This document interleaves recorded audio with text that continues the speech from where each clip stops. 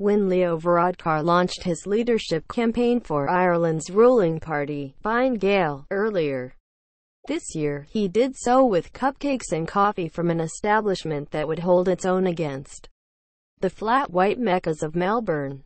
But now that he is taoiseach, Varadkar has branded his left-wing critics latte socialists, the implication being that if you claim to want to improve the conditions of working people while also enjoying the combination of espresso and steamed milk, you are a hypocrite. It's a sign of our straitened times, in which wages are falling and inequality is growing, that a product as ubiquitous and relatively affordable as coffee is now the luxury that no good socialist is allowed to enjoy. Even among some politicians who identify as left of center, coffee has come to be seen as an absurd indulgence.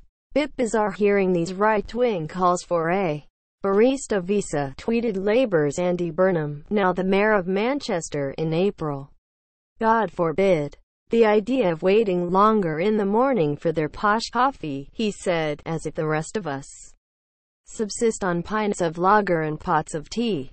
Once, leftists were accused of harbouring more rarefied tastes. In Ireland, smoked salmon socialist used to be the go-to insult. In South Africa, it's Gauche communist. In Argentina, it's hippie con OSDE, a hippie with a private health plan.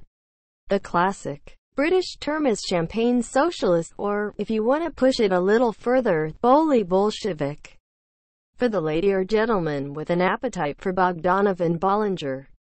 In Australia, it's Chardonnay socialist, because enjoying a white wine while advocating a society in which the community owns and controls the means of production, distribution, and exchange is just not on.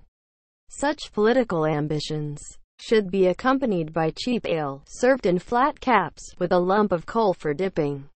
In France and Germany, the equivalents retain echoes of earlier times.